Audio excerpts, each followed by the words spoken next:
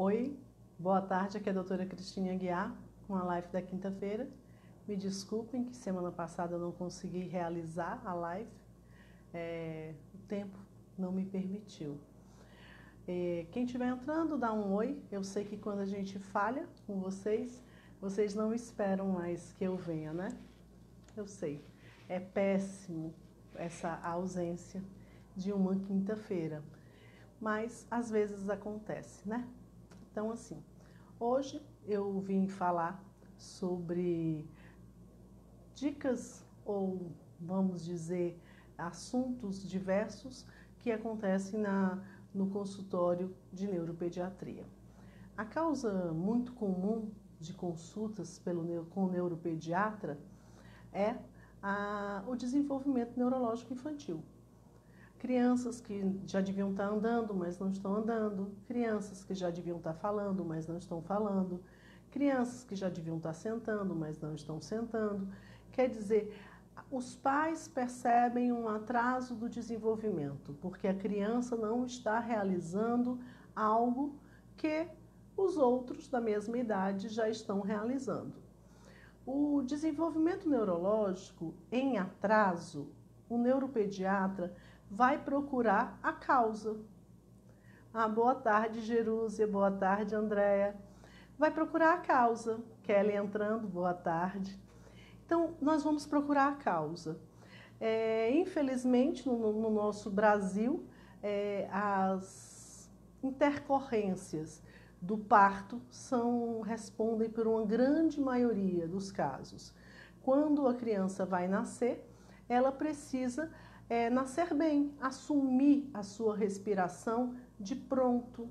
Quando eu tenho um parto prolongado, quando eu tenho um parto que causou um sofrimento, essa criança nasce molinha, nasce roxa, ela não consegue respirar, ela pode ter aspirado secreção, e esse pequeno espaço de tempo, de falta de oxigênio, de falta de assumir a sua respiração, causam sequelas neurológicas que podem ser visualizadas como um atraso.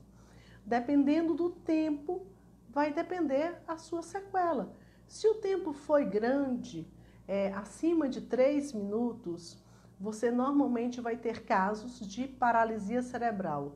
Acima de 3 minutos, 5 minutos, essa criança que nasceu, que demorou, que precisou de oxigênio, esse tempo de socorro dessa criança, ele demora alguns minutos, para que você possa fazer com que a criança realmente esteja respirando, teve que entubar, teve que dar oxigênio, esses minutos são preciosos.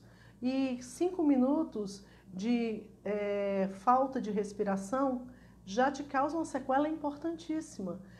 Tempos menores podem te causar atrasos menores, pela mesma causa, a falta do oxigênio. Então, a falta do oxigênio ao nascer, a hipóxia ou anóxia neonatal, respondem por um grupo muito grande de pacientes que vão ter um atraso do seu desenvolvimento, ou motor, pode ter o motor e a fala, pode ter somente a fala, pode ter a fala e o pensamento cognitivo, pode ter apenas o cognitivo. É muito variável a apresentação, dependendo do grau de sofrimento. Você vai ter uma deficiência cognitiva, uma deficiência intelectual leve, com casos de anóxia também. Então, alguns casos de anóxia, a criança não teve o atraso motor, ela teve uma falta de oxigênio pequeno, foi prontamente atendida, e aí ela não tem a parte motora. Quando chega na fala, ela tem um atraso discreto, mas com o desenvolvimento você percebe que a criança não te entende como deveria para a idade, ela não aprende como deveria, ela não realiza as habilidades próprias da idade. E por isso deve ser avaliada e pode ser uma deficiência cognitiva, um atraso nas funções cognitivas. É uma das causas a falta de oxigênio, muito comum no nosso meio. Porém, a desnutrição infantil no primeiro ano de vida No nosso país também é uma causa importante de deficiência cognitiva e de atrasos, e que nós temos que estar ciente que isso existe. Fome, a falta de comida nos causa prejuízo intelectual. Então, crianças desnutridas graves apresentam falta de nutrientes básicos para o seu desenvolvimento. E no primeiro ano de vida, o cérebro tem um grande desenvolvimento onde ele necessita de nutrientes para que ocorra esse desenvolvimento. Então, desnutrição também é uma causa de deficiência cognitiva. E aí nós temos outras causas, quer dizer, nós temos diversas causas. Crises convulsivas causam prejuízo à saúde. Mas qual é o prejuízo? O prejuízo nas funções cognitivas. Crise convulsiva não causa prejuízo no estômago. Não vai dar um problema de estômago, vai dar um problema no cérebro. Qual é o problema? É o não funcionamento adequado. Um funcionamento lento, um desenvolvimento lento, que você vai observar isso de que forma? Por um atraso.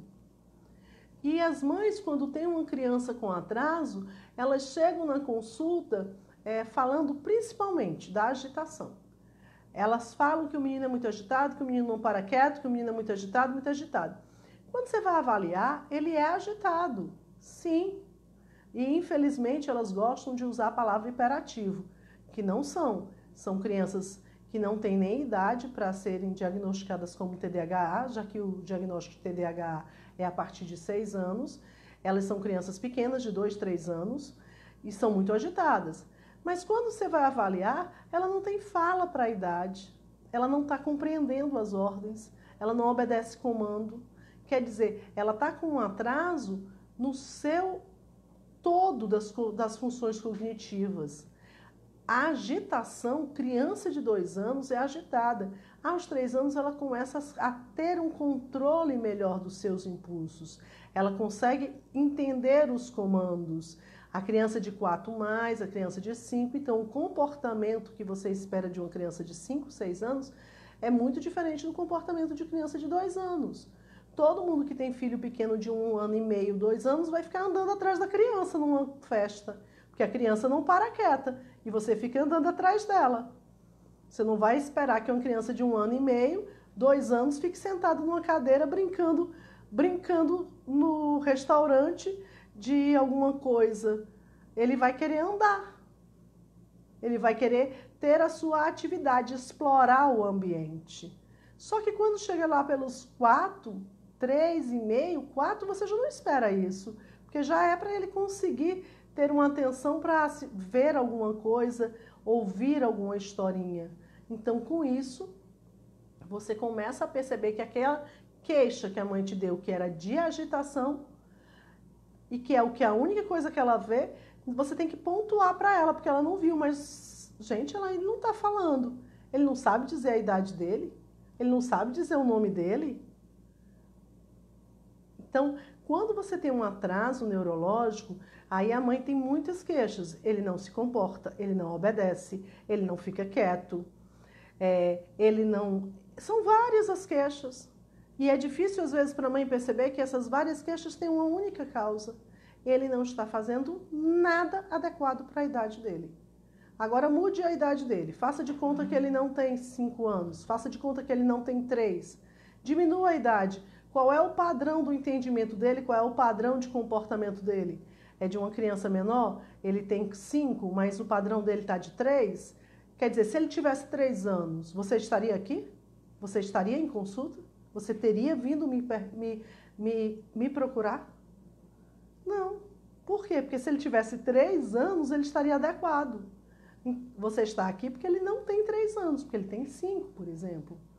E ele não está fazendo nada de 5. Ele não está aprendendo como 5 anos na escola. Ele não conversa como 5 anos. Ele não entende as coisas como 5 anos. Ele não tem a agitação dele é muito maior do que a de 5 anos. Mas não é o único problema dele, é a agitação. Então, o atraso do desenvolvimento neurológico, o neuropediatra vai procurar as causas.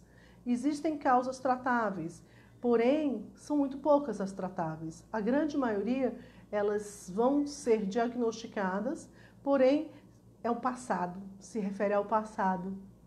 E quando se refere ao passado, eu não posso mais curar ninguém. Eu já estou vendo uma consequência, então eu já vou tratar a consequência. Então eu vou tratar o que tem agora. Ah, ele é muito agitado, então eu vou ver a agitação. Ah, ele está com dificuldade na escola, então eu vou ver a dificuldade na escola. Ele está com atraso para fala, eu vou tentar ajudá-lo para falar. Então eu não vou mais tratar a causa, porque a causa está no passado. Eu vou tratar o que existe agora, no presente, que já é uma consequência, uma marca, uma sequela de algo que aconteceu no passado. As crises convulsivas são motivos de atraso. A hipóxia, a desnutrição, malformações evidentes. Se a criança teve uma má formação do cérebro, esse cérebro não vai ter o seu desenvolvimento neurológico adequado. Quando eu fizer o exame, eu vou descobrir uma má formação, que vai me justificar o atraso, já que ele não realiza a aquisição motora, a aquisição de fala e a aquisição de funções cognitivas como deveria. E vai me justificar, mas eu também não posso mais tratar. É uma má formação. Eu vou tratar o que tem, eu vou tentar melhorar a parte motora dele, vou encaminhar para físio, para fono, eu vou encaminhar vendo o que eu posso melhorar neste momento, no presente, já que o que eu vejo no presente se refere ao passado e ao tempo eu não posso voltar atrás. Certo? Oi, Regina, oi, Carolina. Então, as pessoas que têm crianças com atraso do desenvolvimento neurológico, é importantíssimo a família, porque a família trabalha comigo. Se essa criança tem dificuldade de coordenação motora, ela não consegue se vestir, ela demora, ela não consegue, todas as outras crianças já estão se vestindo sozinhos, mas ele não consegue. A mãe vai lá e veste.